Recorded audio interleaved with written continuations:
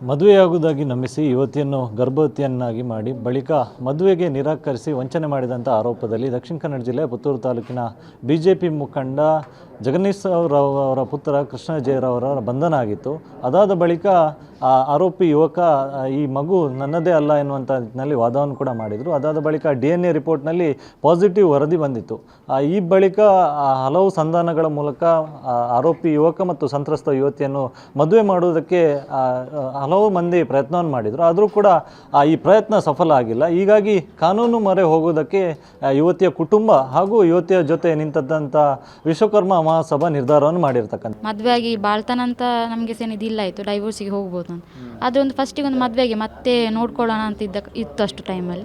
ಅಂದರೆ ಈಗ ಅದಕ್ಕೆ ಒಪ್ಪಲಿಲ್ಲ ಅಂತ ಕೊಡ್ತರು ಹೋಗುವ ಅಂತೇಳಿ ನಾವು ಸಹ ಅದನ್ನು ಎಂಡ್ ಮಾಡಿದ್ವಿ ಆ ಡಿಸ್ಕಷನ್.